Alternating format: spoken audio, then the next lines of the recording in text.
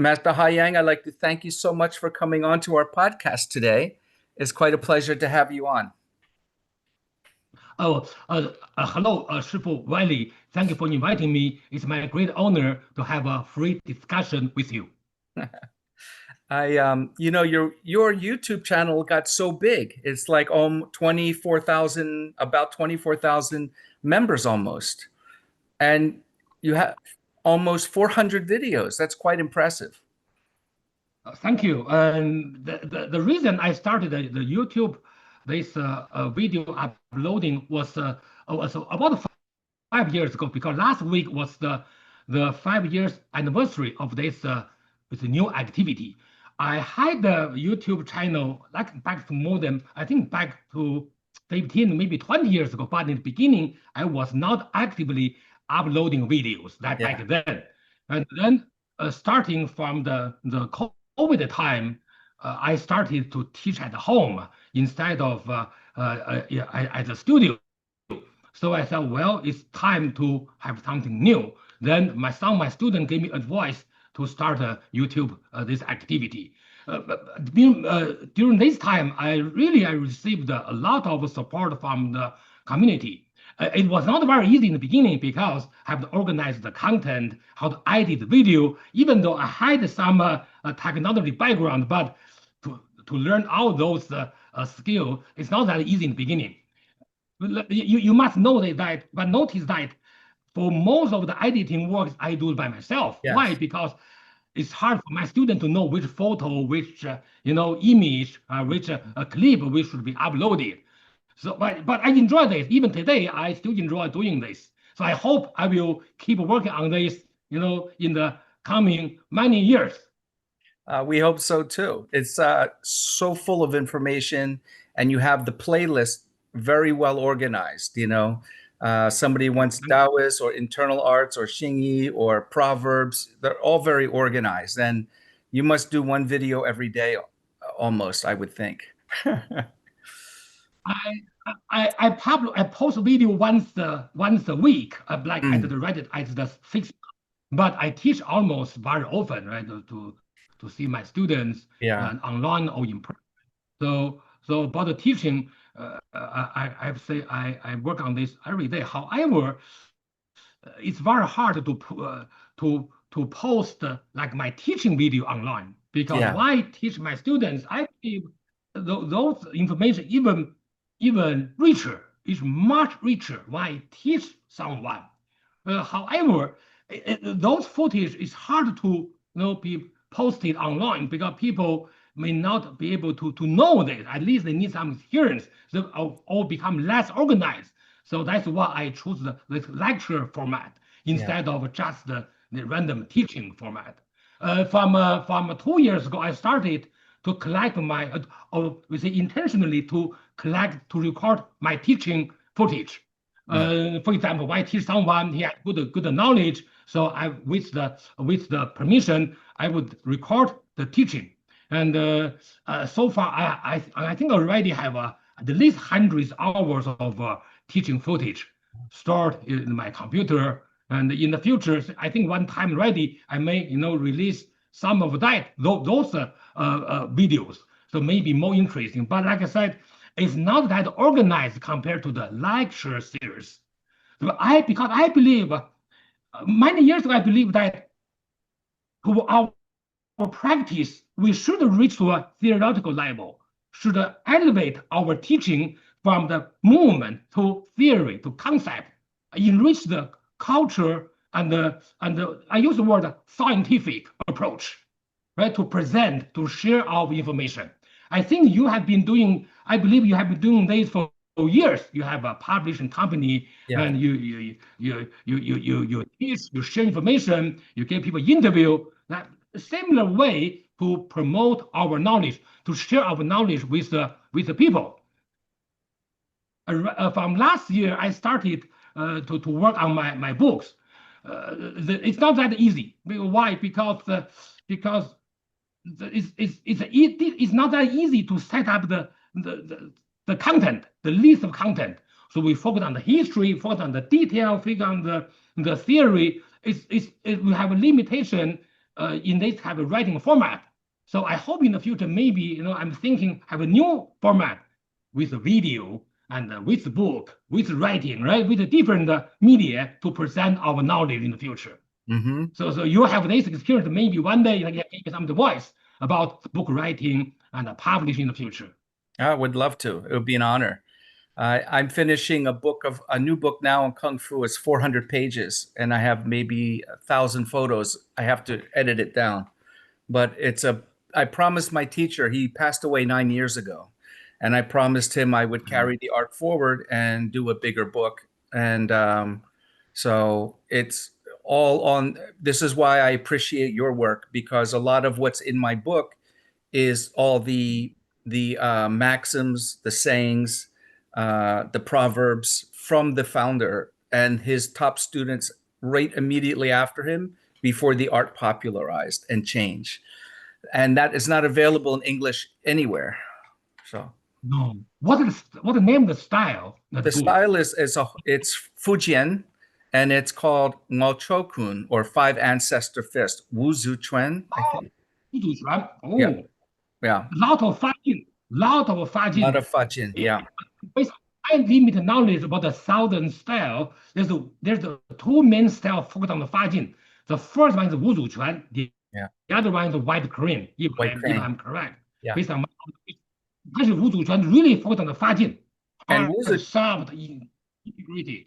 Yeah, and white crane is one of the arts of Wuzuchuan. It's one of the founding arts of Okay. Wuzuchuan. That's why the two are similar, Okay. right? Yeah, and like we have a book written in 1914 by one of the students of the founder, and it got burned up in the factory got burned up, the printing during the Japanese War invasion, right? But we had the manuscript. And I had my teacher translate it to English. We published English Chinese version. I will send you a copy. And in there, Please. there's all of the technical sayings of how to correct stance, the correct breathing, the Fajin, the Qi flow, all the things. And you see all these masters today, China, Singapore, Hong Kong, Philippines, Malaysia, US, doing it not like the master said, they've changed it already. So I promised my Sifu, I said, I'll bring it back into the book. We'll do it based on the orthodox original method. First of all, your teacher is very lucky to have you as a student. It's Oh. not many students can dedicate themselves to contribute themselves to this great work. I understand this fully. I fully understand this. It's great. It's not easy at all. Translation, organized knowledge, there must be certain, conflict, struggle between each concept, each school, based on the different concept. And second, we talk about the Proverbs. When I was a child, when I started learning martial art. So from then on, my grandfather, who was my first teacher, told me, "You are very young. Right now you have great memory. Your brain is like a sponge. You can absorb everything. So memorize as many as you can, many proverbs you can. In the future, you don't have to understand this now, but in the future, sooner or later, you will understand this." So from that time, he started systematically teaching me those content. Then I started to share a lot of information in China and in Canada. Then sometimes it creates some misunderstandings, because some people may not have the same understanding or same way to explain and translate the same term in a different way. So sometimes even after coming to Canada, realize that for the few years ago, they even reached the personal level. They attack you personally. Yes. Because you have different understanding compared to them. Even the next people try to plotted some, try plotting something against me, which is very unfortunately. So what I did, so from then I said, well, I created my own proverb. In the martial art history, people don't do it. So I say, I will create 100, 200, 300. Let's see. Then my students and my friend in China say, "Hey, no, I have done this. Why do you do that? You are too aggressive." I say, no, it's not about aggressive. It's determination. Determination. We decide that something is useful to be in this kind of format to share with people, and I can do it. Why don't I do it? Right? Do I have to do it before I die, or do I have to do my student do it for me after I die? No, I do it now. So by doing so, I will have the right to explain, to translate my own information in my own writing, instead of depending on other people's writing, then have a conflict caused by different versions of translation. So I calculated a few days ago, I already created 620s now, 620s. Wow. So what I will do, I work very, very dedicatedly in the beginning. I will write at least 1 or 2 a day, and then come up to 1 every day, then 1 every 2 days. Now I put 1 every 3-4 days, because already 620s. So I will edit maybe 300, 400 of them to become a book. And then I publish this book later on. That would be great. I already started to research on what kind of format, right?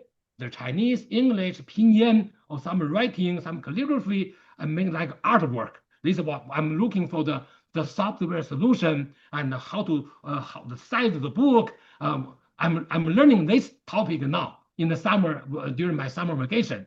So it's a lot of fun, but I will make this available, in the near future. Yeah, I can help you with that. That's the two reasons. Thank you. Thank you. I will send you email to ask you some specific questions in the future, if you don't mind. Absolutely. Thank you. It's interesting because there's a lot of I don't know Chinese, so I only know martial art words and Chinese medicine words. But my Chinese is half Cantonese, half Mandarin, half Hokkien. It doesn't really add up to anything. But in Cantonese, we call kyung kit, right? Kyung kit, the maxims, the sayings. I don't know, what do you call them in Mandarin, in Chinese? Kyun fist sayings, like fist poems. 全觉. 全觉, okay. Sometimes called 全觉, 全yan. 全yan. Oh, good. 全 means martial or fist. Yan means the proverb. Oh, 觉 means the secret words. Secret words, yeah. So that's what you're doing. You're creating a new set of those. Yeah. Yes.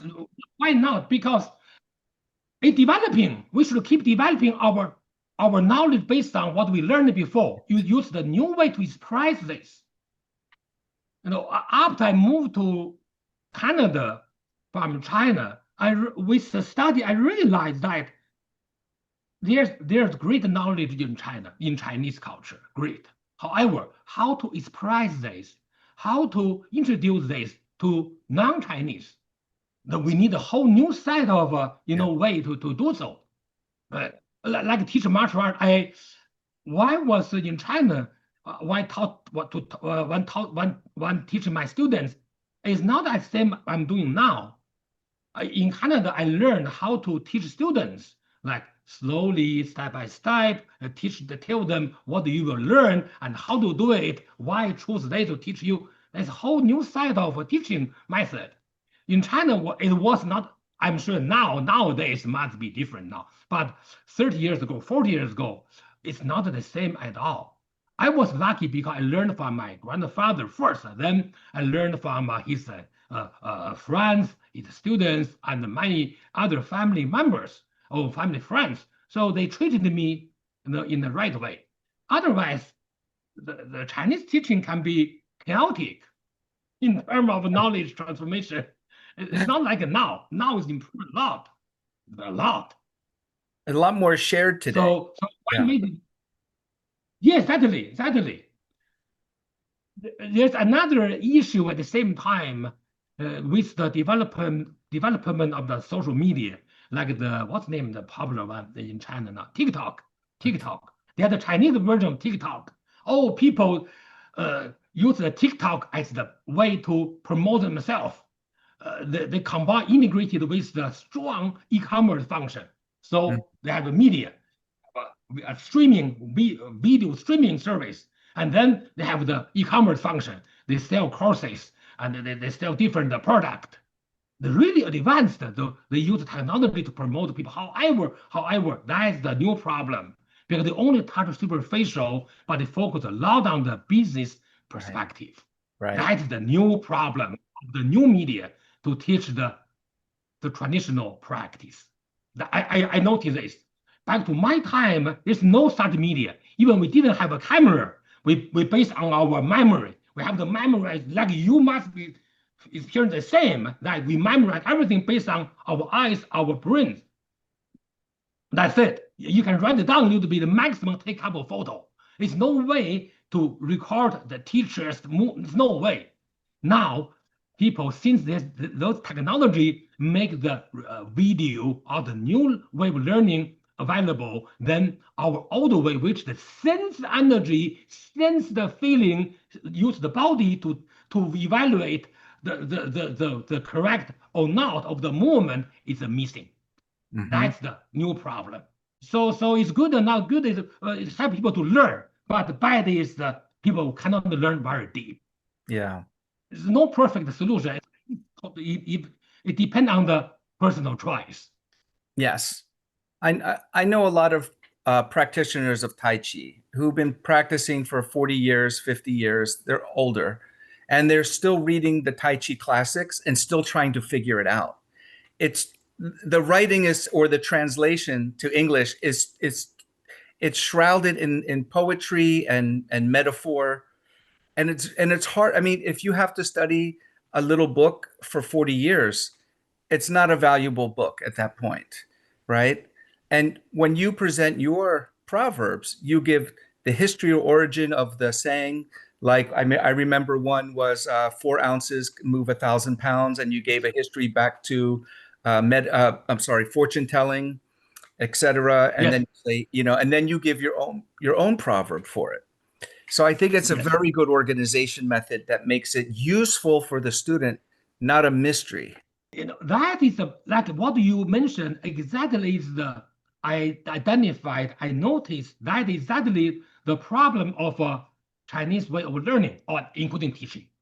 Because in all the Chinese system, you study Chinese medicine, you know that there's no such a systematic way of record, disseminate, preserve knowledge. For example, when you read a Chinese book, there's no such concept of first give a definition. Second, explain the function. Then how to achieve this, how to evaluate this, and then how to prevent the mistakes. Right. There's no such concept. There's no such concept at all. Why? Because that's in older way, Chinese book is written for people who know the art already. It's not for teaching purposes. It's for write the book for themselves. So they already know the art, so they use very concise, right? Those language to describe this. Even so, it's not organized. You never see, for example, what is yin yang? Ask the specific code from Chinese scholar, they will have a hard time to talk about what is yin yang, what is the Dao, right? So, what is the martial art? What is the internal? There's no clear definition. So those people who spend 40 years to read the same book over and over again will never understand it, because that's the problem of a knowledge recording system. Right. That's the knowledge system has a problem. I'm talking 100 years ago. Nowadays, it's the same now, but still, China, overall, the education system still missing this part compared to the West, because I work in the education field in Canada. I compare the two systems. I still see, because based on tradition, you cannot remove tradition from people's mind, even though it's the 21st century. Yeah, it's part of part of a culture. People can argue for a long time without knowing what they're arguing about. Yes. You don't argue. And they get so mad at each other. They get so passionate. Yeah. So passionate. Because I learned the system. I know the difference. I experienced the struggle when after I moved to Canada. I said, well, people here, the way they think different. How come? And why they are good at the debate? How come they want to explain things is very clear? I learned this. Then I went to school to study education a little bit. Ah. I really, oh, that's the difference. So I corrected myself. Of course, later at the same time, China was experiencing dramatic change, right? In terms of the education, technology, social structure, economics, model, many things are changing, quickly change. So the country developed very fast for a while, and to reflect the great expectation of the majority of people. Because back then the government control was not as strong as nowadays, right? 30 years ago, China applied a different model, development model compared to nowadays. So I realized that how as a martial art teacher, how should we improve ourselves? Like to myself, not from the West. So this is what I learned many valuable knowledge after moving to Canada. I traveled to United States many times. I have a very good friend. His name is Ken Fish. Ken Fish. Oh, Ken Fish. You may have heard of it. Yes. Yes. We're very close, and we're very close. He has a very interesting personality. Okay, he never be serious, always tease each other. He's crazy. This gentleman, and he taught me many things about how to teach. Like because he has medical background. Based on his medical background, he told me how to break down the movement, and then so I learned something from this. How he would teach his students. So I observed, that's interesting. So after the I learned many things from different people, even from my students. Give people credit. That's important. Recognize people's contribution. You are publishing this book because of your teacher. It's not only for the art, because Right. you know the art through your teacher. You are doing this not for the art only, but more importantly for your teacher. Yeah. Right. That's based on he trusts him. He must trust you very much. Then he shares this with you, and you trust him. You believe the knowledge is authentic and real. Then both of you worked toward the same goal. Eventually, you make this material available. Yeah. You see, that's a mutual help, actually, mutual trust. So previously, why I had a studio in Montreal, one student renewed the membership, like before I use the membership, they give me a check 1 year or something. Every time I would say, thank you for your trust, and another year. Every time I would say this. Yeah. But some people I don't say this, because I don't know their name. The new students, I don't know. So the senior student, every time would say, thank you for your trust. It's based on trust. Right. So we should not abuse our students. We should not abuse their trust. It's so important. Yes, they call this what's the 武德, right? Martial ethics, or martial moral. Martial morality. Thank you. Martial morality. Oh, that's a good word. Martial morality. It's so important. It seems like an empty word. Actually, it's very meaningful. If we follow this, we can help us to grow up. It's based on trust. I think anything, not only martial art, are based on trust. Trust and respect and gratitude. Yeah. I'd like to talk about Qi for a moment. It's a very difficult topic, Qi, because Qi can mean everything, Yes. and for Chinese medicine, for internal arts, for external arts, they're different things. So let's say from your experience, because I know you're well-versed in Taoism and internal martial arts and also Chinese medicine, would you define Qi a different way for each of those, or could you have one global definition maybe? Based on my understanding, the definition of Qi can vary depending the context. So as philosophically speaking, Qi is based on the Chinese belief system. Right. In the old days, when people had a hard time to explain what's happening, so they use the word qi to express their feelings. Then in martial art, qi can be considered as a strength, even experience. Knowledge can be considered as qi. In Taoism, it's a Jing, Qi, Shen use the 3 words. Then what is the Jing Qi Shen? If we summarize this to the term Qi, so in Daoism, in the Xiu Dao, in Qigong, Qi, in my opinion, is can be considered as the vital energy. What energy? Something support our human life. Yeah. So, for example, why our heart can beat, heartbeat? What support this? So, based on medicine, that's called qi. But in Taoism, that's qi also. So we try to refine this. So in Taoism, in the Taoism energy practice, qi can be considered as a vital energy, including our spirit, our mind is the qi also. The function of organs is qi. So energy stored in the organs which support the function, that is the qi. So refining the qi is to make it better. And when we refine our spirit, so we make in Taoism, the refining of the spirit means that in the future, after practice, our spirit can become a living entity, can go beyond our physical body, or can go beyond the limitation of our physical body, become an entity. So immortality is the latest definition of immortality, which is from the Ming Dynasty, 400 years ago, to Republican time, which is about 150 years ago, can be defined as the function of a spirit, which beyond our physical body. So immortality is our spirit can live longer or last forever under certain condition. Anything should under certain condition. So that is called qi. In medicine, in TCM, qi, what is qi? Qi is something maintain our health. So something prevent our having good health called 病气, the disease qi or sick qi. To get rid of the disease, the sick qi, then to restore our 正 qi or 元 qi, or the red qi, the great qi, or the yang qi, so that we will be healthy. So it's very hard to define the qi. You use the unanimous, this kind of universal definition for this. If we go to more technical perspective, technical way.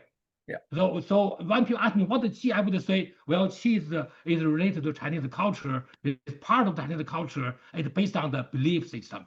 I only use these three sentences to describe this. But when ask more with specific field, I would give a more definition. It's how I deal with.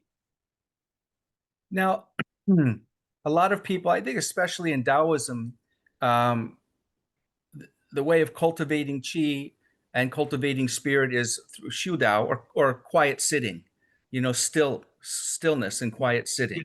Yes. So, but when we get to Qigong, we have things like a Qi ball exercise or microcosmic orbit, things that also require mental thought and intention or yi, right? Or some movement, right?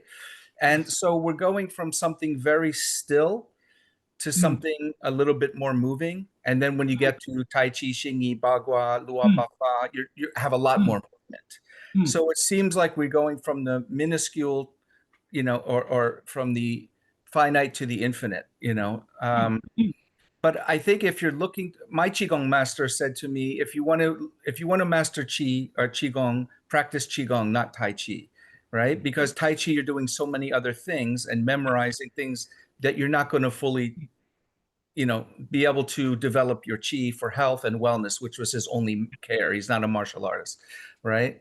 So, you're talking about in Xiu Dao, just sitting quiet, sitting still. It reminds me of the Chinese paintings where there's a cliff and a waterfall, and then the serene lake after the water hits. It's like all the thoughts in the mind are crazy, and when you settle out, you get the clarity of the pond or the lake. Yes. Yes. So since you mentioned the two key term here, one is the Qigong, the other one is we call Xiu Dao, or 静坐, you said sit quietly, right? Silent sitting, use a different term. So what different, if you use the same word qi, what different? Qigong, if we say the Qigong, no matter how still the Qigong is, it is still dynamic because they use the movement to invigorate energy and to guide the energy to go to have the right function. So like they use the dynamic way to deal with energy. Dao's meditation or Xiu Dao is different. We use the energy should come from the static way or static state.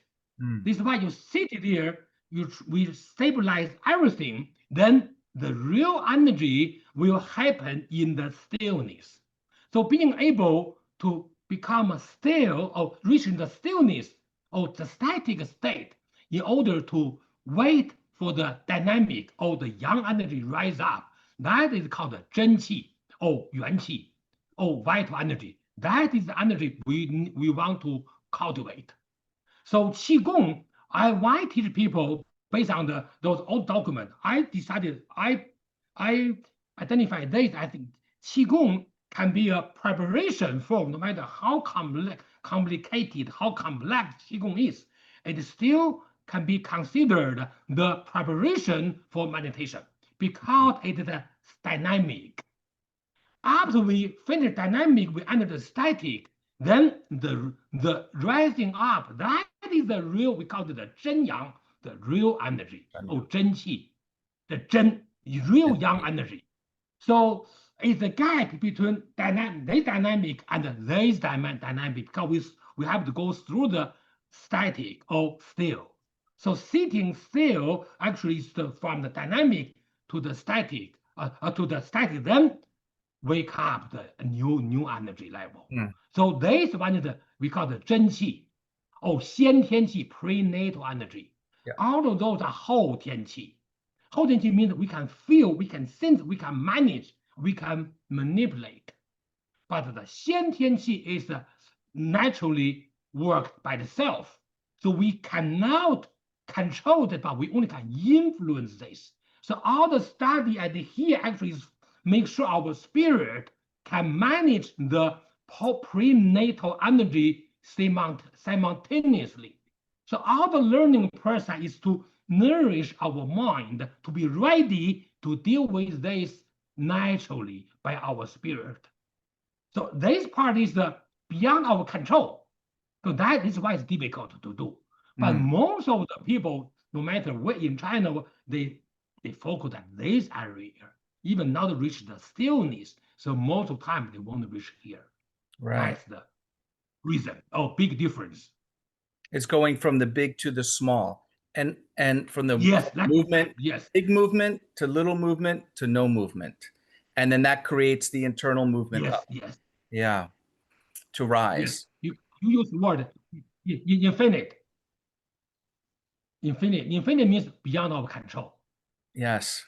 We only influence this, but control this, because the real spirit, the real energy, real mind will work by itself. That's the old Taoism concept. We call it old Taoism. We call it Xing Ming. So we have Xing means nature. So we have Zhen Xing, real nature. What's Zhen Xing? Zhen Xing Ming. Ming is life. So they call it Ming related to Qi.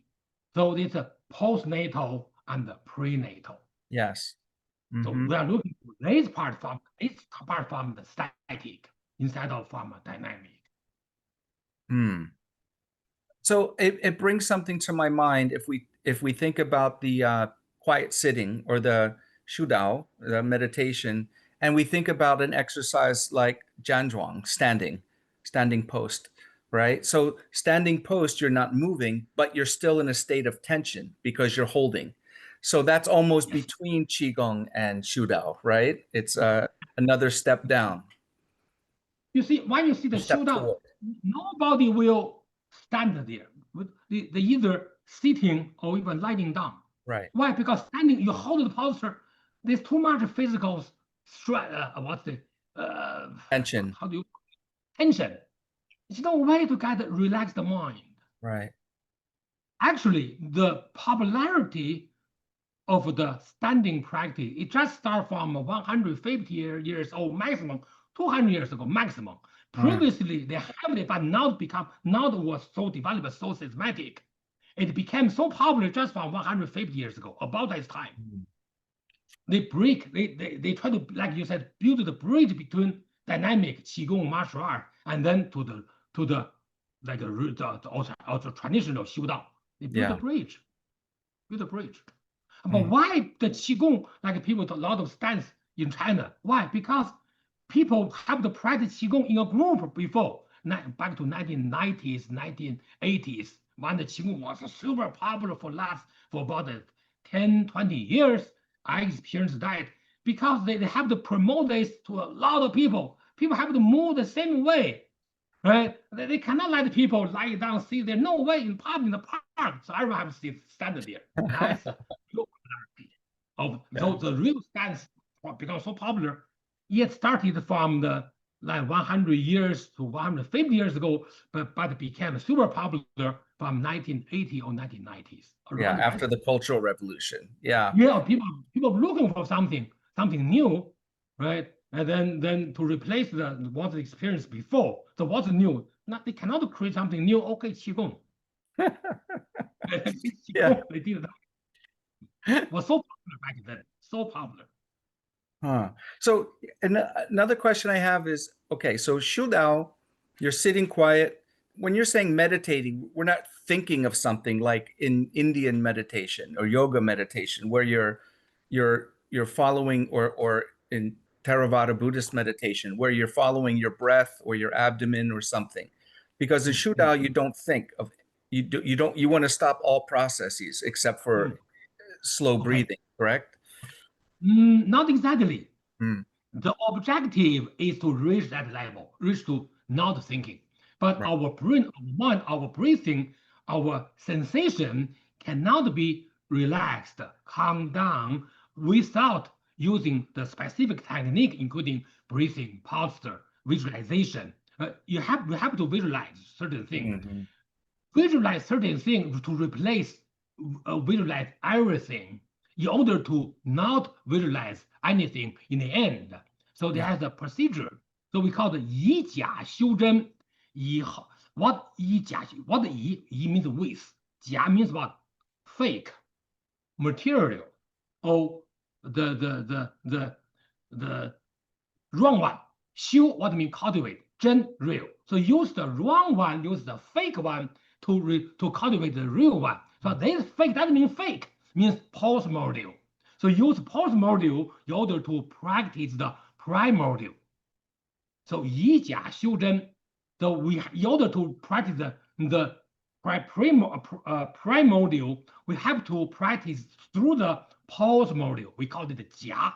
Doesn't mean fake, but the literally translation is a fake, right? So use the incorrect, practice the correct. How to do it? Well, because with time we get rid of this, then enter this one. Mm. That's how we practice. So there's a visualization involved. They have a specific breathing pattern involved. Many type of breathing pattern. Inhale, focus, exhale, not focus, all the other way. Many way, depending on the specific situation or how the people practice. Because not everyone practice the same way. Yeah. Some people very active. Some people already very relaxed. So those people should use different method.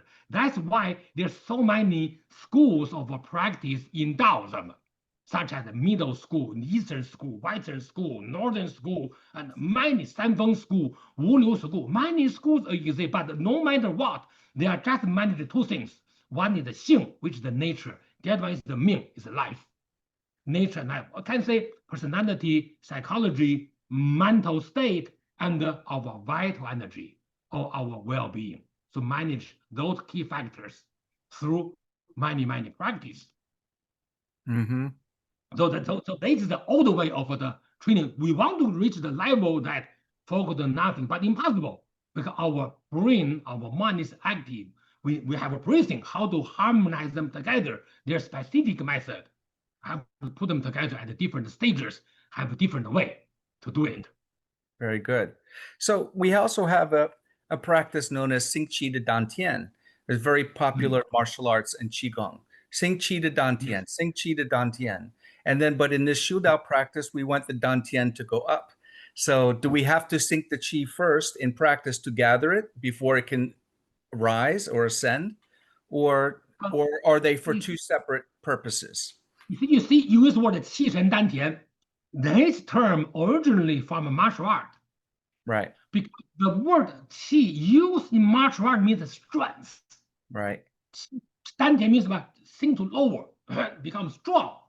But in Qigong, in meditation, is different because I have different dantian, lower dantian, middle dantian, and Okay. upper dantian.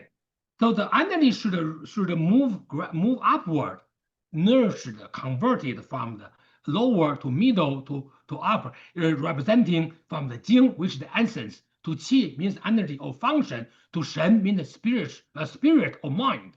So they move up gradually. So Qi Chen Dantian, think the Qi into Dantian. The Dantian means different thing in this term when we talk about the meditation and the Qigong. Because the three Dantian in meditation and Qigong, even eventually the whole body is Dantian, or the whole universe is Dantian, instead of martial art that only fall on the lower Dantian. So originally the Qi Chen Dantian the term is from a martial art, and then people use the same term to express, to describe the Qigong practice. But like again, the same thing. So Chinese people created this term without mention two things. First, what is Dantian? Where is Dantian? Second, what is the Qi? So without the clear definition of the Qi and the Dantian, people just use this term. No wonder they make a mistake. That's the reason. You can see why it could be confusing, especially here in the West when it's not our cultural term, right? Yes. We're reading it in the different books and hearing it, and we think everything is the same, and it's not. So we create misunderstanding. We Yes. develop misunderstanding. Exactly. Chinese culture, you see, when Chinese people talk about the qi, they would think qi like a mist Yeah. or smoke, a steam. It's okay, or something there, but you touch it, it disappear. They understand it's qi. But in the West, it's very hard to think about the qi. When you think energy must be a heat or light or radiation, something. But in Chinese, no qi, that's qi. Qi is everywhere qi. But when you do Qigong, when you sense the Qi around us, so that's the Qi. That's the Qi experience, we call Qi So Qi sensation is everywhere. Right? But it's since it's not it was not a part of the Western concept in the beginning. Now it become universal now, right? And in the West, many people understand what it is already. So when people practice Qigong, they can sense energy in the West. Right? And so when people practice, they can feel this. If they don't practice, they won't sense this. And then I think with the communication, a lot of Western, a lot of people in the West already experience the energy, the sensation. At the same time, in China, many people don't experience this anymore because they're using the technology now. Many people enjoy technology more than here. Yeah. Here, oh, And all that crazy. technology creates what the scientists call electrosmog, EMF, which is bioelectric energy that's actually interfering with our own bioelectric energy of our own body. You're on your phone, your Yes. iPad, Yes. the Wi-Fi, and it's attacking our cells. It's very hard to stay healthy, without some kind of maybe Qigong or meditation practice. Yeah. Or herbals. Do you base following what you described?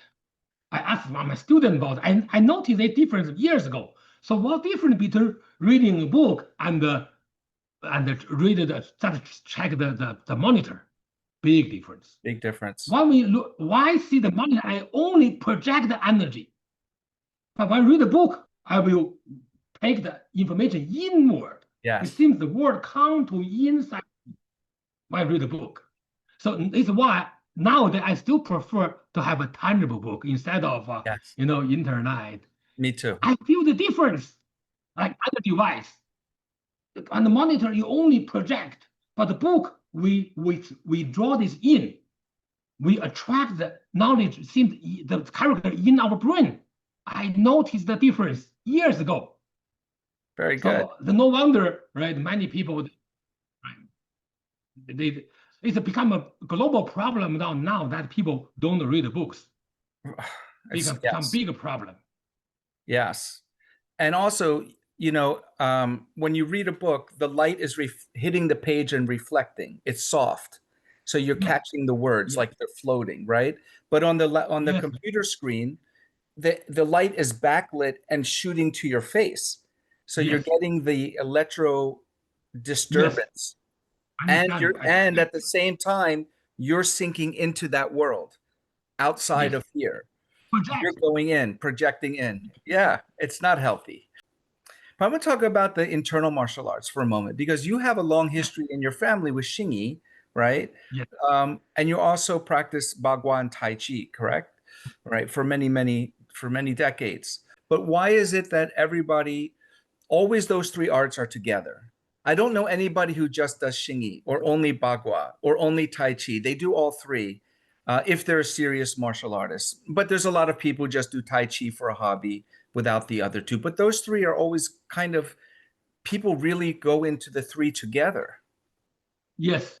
In China, we got like I practice the three styles. I only practice three styles, but for each small branch of the three, I practice Xing. I learned, I can say, all of those branches. Tai Chi, I focus on Chen style. Mm, Bagua, I focus on the Cheng style and the Xingyi Bagua palm. mm, Movements. But most of the time, in the older days, people won't have the chance to study more than one. right. They only can learn one. And then in order to show the loyalty to the teacher, they stay at one style. That's most of the time. And then I think from the recent decades that things have changed. Why? Because there's the internet, there's a lot of information. I'm talking in China. Then people can learn one or two, one and a half. But in China, most people cannot learn three. It's almost impossible. Even in the history, there are only few people learn the three equally. Yeah. But why in the West that they learn three? I have to tell you the truth. Okay, it may not be politically correct, but since you asked me, I have to say this. Okay, some audience may not be happy because in the West, people cannot learn one art in a deep level. Mm. So they try to get some knowledge from other part.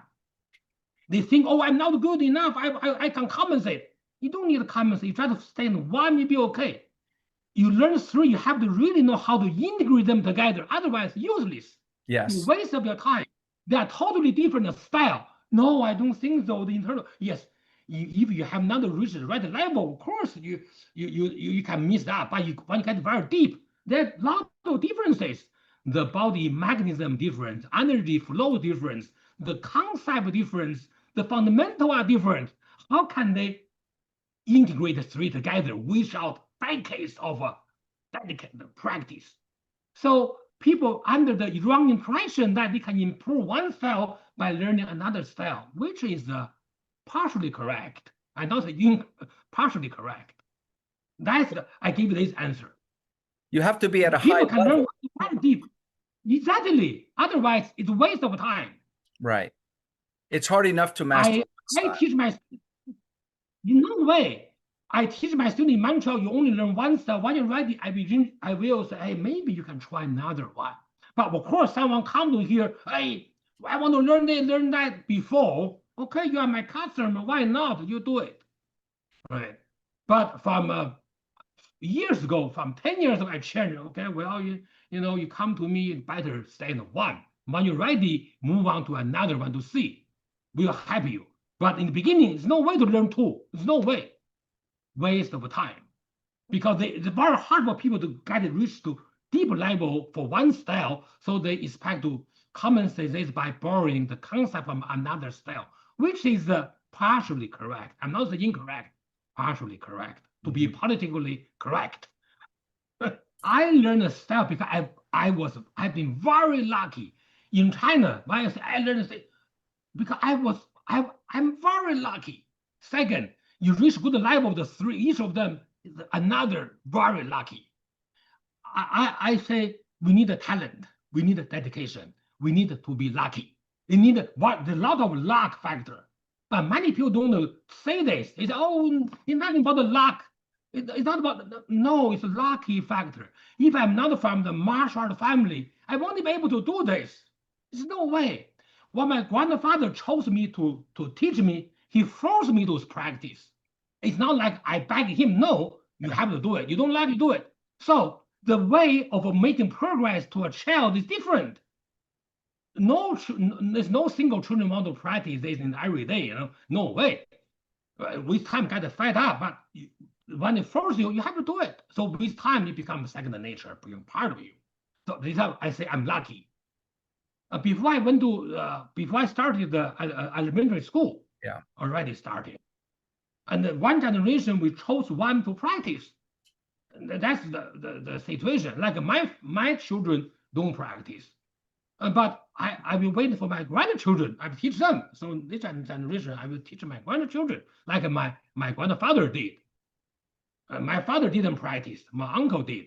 And then my generation, I was the only one practice in my family, among cousins, brothers. Yeah. That's how my family dealing with this. So it's the luck factor is the unavoidable issue to anyone. Like if you didn't meet your teacher, and even he did not accept you, he won't give you the menu. You won't be able to, he won't spend time to translate for you. There's no way. You won't be able to understand.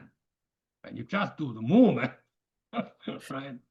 I met him by mistake. I had read an article that he wrote for Inside Kung Fu magazine in 1983, and I thought he lives in Hong Kong. I have no idea because, and then in 1994, I went to the Philippines I was researching Filipino martial arts and practicing Filipino martial arts, and he walks in the room.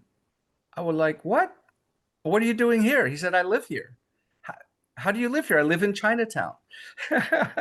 And he grew up as a Chinese in the Philippines. He grew up there. His parents came from Hong Kong, and he grew up there. And he learned from the grandmaster that brought it from China to the Philippines, this art.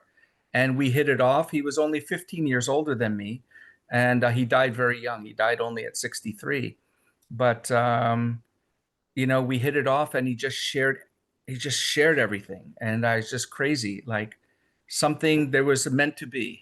So I need to call this the 缘分, fate, and the destiny. Yes, Right? fate and destiny. Yeah. Someone is meant to do something. Right? Yeah. Fate and destiny, 缘分. Right? Both part 缘分. So interesting. Those like I recall myself because I was lucky. I was born in that family, and then my grandfather chose me to train me. I was very lucky. I was not the healthiest one, strongest one among my siblings in my generation. I was not. There are people stronger than me, but they didn't want to practice, and they enjoyed different things back then. I was very quiet as a little child. Okay, you are the one do it. And plus they have the standard all the time. They see your neck, your shoulder, your hip, they check your body. Yeah, that's their standard. All the time. If someone have a very thin the shoulder, they won't teach you. If the leg is very long compared to the upper body, they won't teach you. Wow. Right? The neck to be very strong. Okay, they push you. That's not the right one. Hongar, same thing. Hongar, all those style. The Wuzu Quan, the same thing. Someone very slim. Well, it's not easy to be great. Right. You can be very good, but to be outstanding, then you need a certain body shape. Of course, with practice, physical body will change, but not as easy as the one already have that physical structure. All comparative, right? When we say this, so the luck factor is a key one to any martial artist. We cannot deny this actually, but many people will not accept this because many people they overemphasize the factor of dedication or practice that's important, but luck factor is important as well. I think cultivation is the most missed part of Kung Fu in the West. People like to learn the moves, the forms, the training drills, but they don't like to spend the time cultivating the skills, right? Yes. It's like it's bothersome because if they can already apply it in a two-person drill or they can do the form, what's the next thing? But for you and your experience, I think you would say it's quite vital to spend time and patience in cultivation of every skill. Yes, I believe anyone through practice can reach certain level. Yeah. They can fight, they can demonstrate, but what differentiates the great one from a good one is the theory, the concept with the cultivation one. In the Republican time, there's a popular term used has been popularized or used in Chinese community, which is called 以武入道. 以 means with, 武 martial, 入 entering, Dao. So through entering the Dao through martial practice. Mm. So many people, I practiced, so I will enter the Dao. No, you practice only physically without the spiritually, mentally, or we say psychologically, or analyze the practice, summarize the practice, or categorize the practice, research the practice. You won't enter the Dao because the only physical practice without a mental and mental work will not elevate our practice in the new level. So we only set the physical level instead of have an impact on our life. For example, how we deal with the challenging, how we improve ourselves, how to handle difficult time, how we keep going, right? So all of those can be considered as the side production of practice, but which can be a key factor at a high level to reach high level. So we call 以武入道. It's not that you practice martial art, you will enter the Dao, but what is the Dao? And how to reach that through our spirit, because Dao is related to our spirit. Practice, then reach the spiritual level, then enter the Dao. Otherwise, become empty word. Because I had this discussion 2 days ago with my student in China. He always say 以武入道. I said, no, because you do not think enough. You never analyze enough. You treat everything casually, carelessly, without the deep thinking, because you based on your educational background. You have to change yourself, improve yourself. Otherwise, the Dao will be further with you. Why? Because you treat things too casually, too casual. He said, oh, Xingyi doesn't have a lot of material. I said, if you say that, it means you have never studied enough. Because you never learn enough, not deep enough. So to you, everything is simple. But as you teach people now, you should not promote this kind of misperception. Because your ignorance, because your lack of information, but you cannot say this style doesn't have a lot of rich content, which is wrong. I said, I have a student in the West, a guy in China. They learn with me 25 years in Xingyi. They still come every 2 weeks to learn with me. How come, right? Non-Chinese can keep going like this, and you are Chinese, you just learn 5 years with me in China online, and then you say there's not a lot of material course because you never learned. So, but at the same time, that person emphasize 以武入道 means reach the higher level. Impossible. You only can know the term without action. So to answer your what you said, I think that's a perfect example. Yeah. Perfect example to explain this.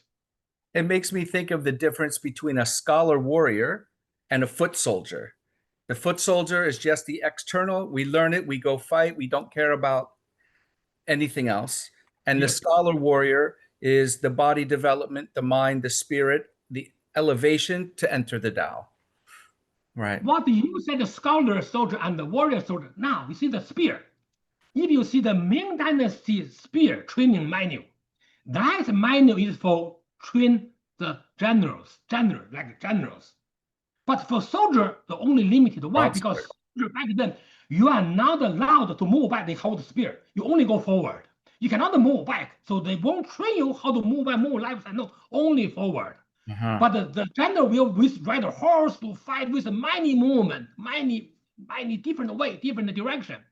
So soldiers had a limited skill because they only want to go forward because you die otherwise, right? You can't kill you. But the general will many skills. So the generals use a systematic way. Soldiers use a single way. Generals well developed. Soldiers is a single, concentrated, focused. General will teach them a strategy, military strategy, and the soldiers try to teach them how to be brave. that's a different, have a totally different training system. So great martial artists should become the scholar warrior instead of the soldiers. Yeah. I think of Qi Jiguang and Yes, Yu Dao. yes. No? That one revolutionized weapon training and military training Yeah. in the Chinese history. Yu Dao and Qi Jiguang, the one而且技巧新书的戚继光 he Mm-hmm. revolutionized. He the 技巧新书 was the technical foundation for Tai Chi. Mm. The Tai Chi originally directly took the movement written in the 技巧新书 directly. And then later on become a Tai Chi routine, Tai Chi form, all Tai Chi from there. But originally from the Qi Jiguang's the military training manual, 技巧新书 from there. Quite a bit of the founding of the Wuzu Chuan is from Qi Jiguang and Yu Dao's writings also, because it's the Fujian area. It's all in Fujian. Yes. Yeah. Fujian, that's the seashore area because they people come. The pirates Then coming in. South Fujian, they go to north, go to the Nanjing area. Yeah. Yes. So that's what that's the Chinese part of the Chinese civilization, which is called Yangtze River civilization. Mm. Yangtze River. Because in China, there are two major rivers, Yangtze River and the Yellow River. When it comes to Yellow River, things change. Yeah. Yangtze River civilization was very subtle, developed. The Yellow River, rough, can be very brutal in the Yellow River. So after Ming Dynasty, most the war happened in the Yellow River area. Henan, Hebei, Shandong, Shanxi, those regions later on. After Ming. And that's Xingyi's homeland, right? I mean, yes, but Xingyi from that area, yes, from the north. Yeah. Yes. Yeah. Wow. You have it. I'm sorry. China. You go ahead, please. No, please finish. I didn't mean. I believe under the flow of the country, of nation, in the big land, in the beginning, in the south, then north, then the middle, they transfer. It's no way to keep one area, one territory always popular, strong. Yeah. It's shifted in history. I'd like to speak about Fajin because you gave a very nice proverb that you wrote for Fajin, and I think there were 5 parts to it. Could you tell us your proverb if you have it on hand for Fajin? Oh, I have a many Fajin related proverb. Why? Oh. Because internal style is about the Fajin. Yeah. Why? Because what is the internal style? One martial artist emphasize and focus on the energy generation, that become internal style. So Fajin is the core, is the essence of internal style. Every style, Xingyi type emphasize on Fajin, especially Xingyi, they emphasize Fajin. So Fajin is the key practice of internal style. So I have a lot of proverbs of Fajin, such as what is Fajin? Fajin is energy release. Yes. Then how to do Fajin? Well, change our state from yin to yang or yang to yin. That's how we generate this. Or from the tensed to relaxed or relaxed to tensed. That's called Fajin. And then why do the Fajin? Well, only used for self-defense, for fighting, for combat. So Fajin, I have a lot of, because it's the key practice of Fajin. You see, Xingyi 5 elements. Xingyi 5 elements, the 5 type of martial energy. So martial energy is achieved and applied through Fajin. Fajin is not necessary to be very fast, but most of Fajin is fast. Can be short, can be sometimes slow a little bit, but should be strong, powerful. So sometimes the yin force or long force, depending on the situation, is a different type of, for example, short force. You want to penetrate someone, the force, short force, you push the force will go inside. But if you want to pull someone away, we use long force. So that both are considered Fajin. Short force, before the object move, before the subject move, your force already in, short force. But you keep going, long force, Fajin. So to move someone, long force. To penetrate the force inside, short force. And the Fajin can be, opening posture, opening. Fajin, then can be closed or changed. So all can be considered Fa Jin.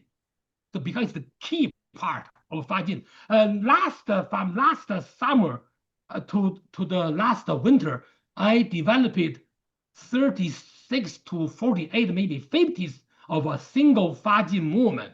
Wow. I organized all the three styles, and mostly I created by myself. I organize them, then become a single exercise, whole set. But for this winter, I didn't keep developing this. Why? Because winter is not easy to do this outside. It's so cold in Montreal here. So Yeah. I started again in the summer. So this year, I hope I will organize all the raw material, become a set to share with the people, like how to develop a different type of Fa Jin, different part. We have a sharper part, and have a bigger part like this area, have an opening, closing, and circular and straight. Have a explosive, have a hidden. It's a different type of have a changing direction or one direction. Have a drilling, have a pulling. There's many type of Fa Jin. So I created 48 with 50 single movement targeting, emphasizing on each of those words, so that people can master the practice of Fa Jin in a shorter time. This is what I'm doing. I'm working on this. This summer I will make this ready because the winter time is hard. Yeah. It's very hard to do. Because from last fall to this winter, I reorganized the Xingyi Bagua palm. The style was in Tianjin. Xingyi, the style integrated Xingyi and Bagua together, called Xingyi Bagua palm.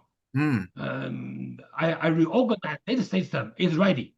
I hope I will start to introduce this summer, and so I hope people will know that how, I mean, in the old days, in the end of the Qing dynasty, how did some master like Zhang Zhaodong integrated these two styles as one, Right. to carry the two advantages of one style, which is the Xingyi force and the Bagua motion, to become the new style in the Republic time in Tianjin back then. Yeah.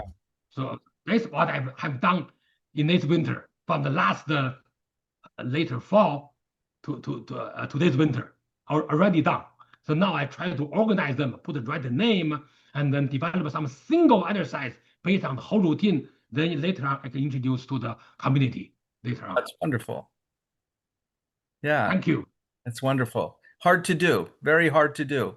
Very hard. But I'm lucky because why? To all of this, I invite certain students to work with me. I say, you are the one, you pay me. I teach you. At the same time, I develop something new, but you are the one who help me to develop a system. Yeah. You have to pay me in time. I tell because I said it's tradition. I cannot teach for free. This is part, right? I can charge you a little bit, but it cannot be free. I have to say this in front. But all of them are very happy to collaborate with me to work on this. And you guys have a credit in the future for the style, but you pay me, I teach you. But then we make something new. That's but great. normally people don't say I say this in public. Why? Because the history is not like I keep everything for me. I'm the one who designed this. No, there's some student helping me to to test the technique, to see how we move, make the movement more organized. That's their effort involved as well. It's not only myself.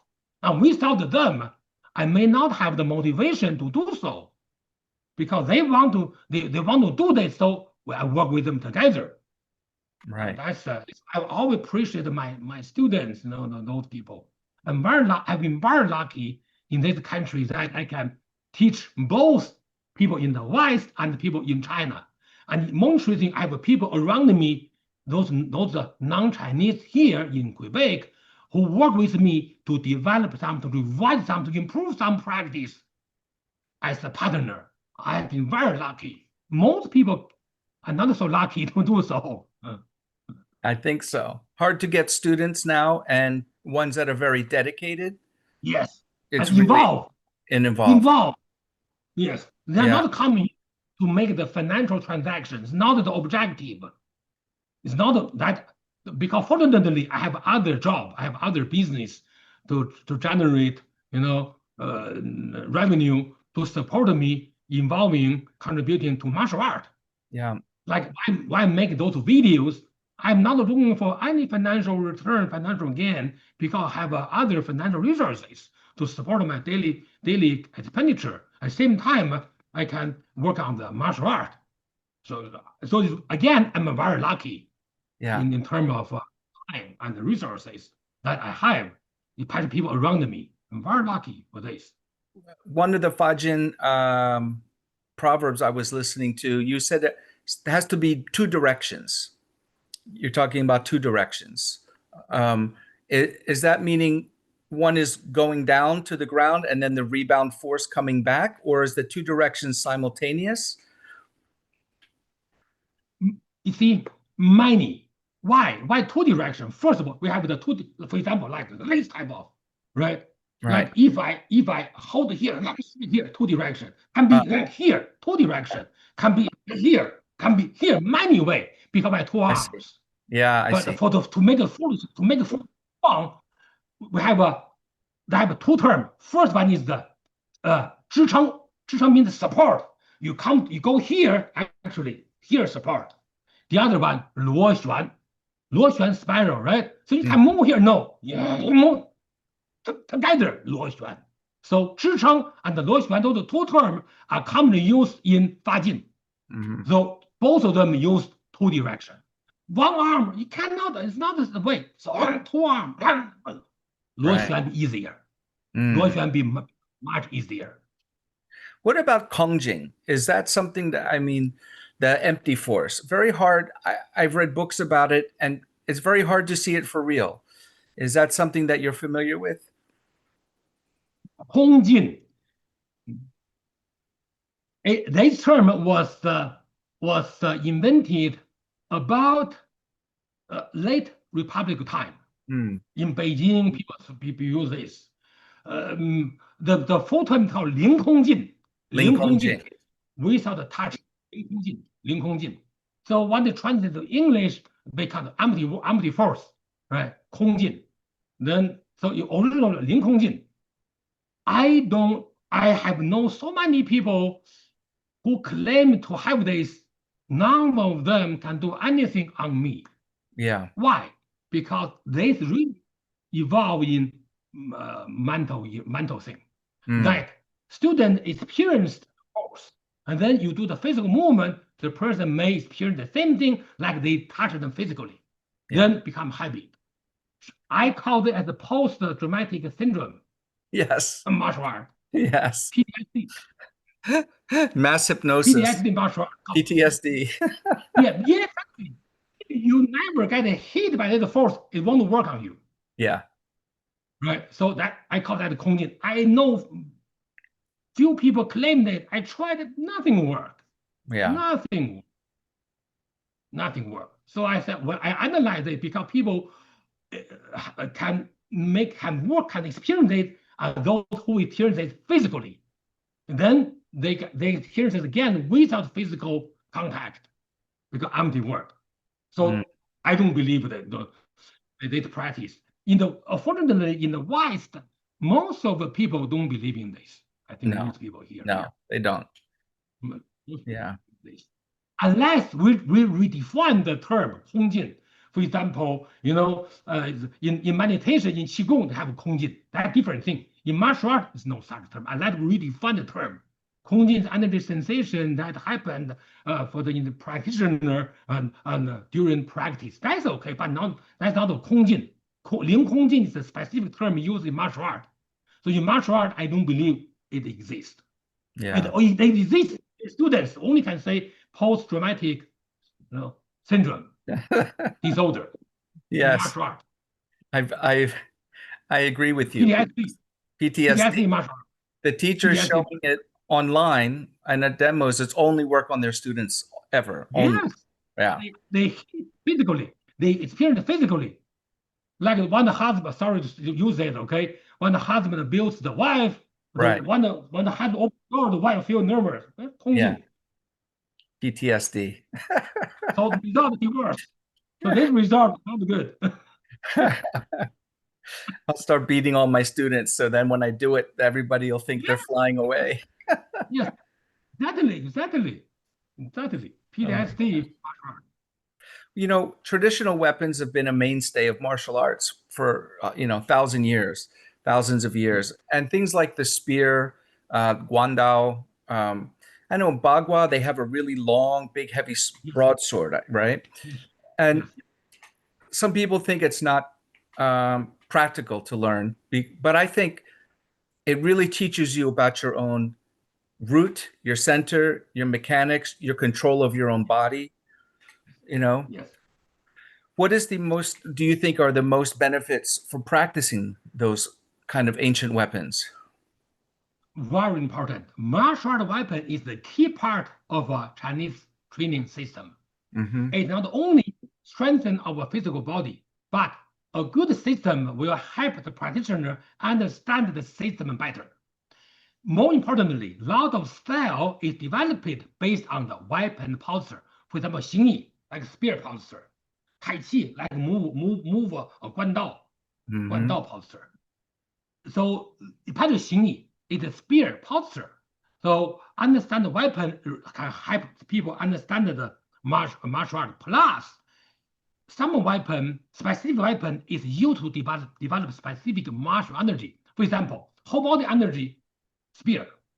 This area, sword, the arm, saber, and the bike, staff. So specific weapon used to strengthen specific area. And this is why in the Chinese martial arts system, spear is considered the king of the weapon. Yeah. Why? Because it has the whole body energy. It has a great benefit to practice the spear. Oh, sorry, the weapon to understand the style. Unfortunately, most people cannot practice the weapon. Why? It's not convenient to carry the weapon. Why was a child you can carry weapon, anything on the street, hold the spear? Now you are not allowed now. If you do this, no, they almost will become illegal almost. Mm. So the society are changing. No. Yeah. So I believe great benefit. Me too. Me too.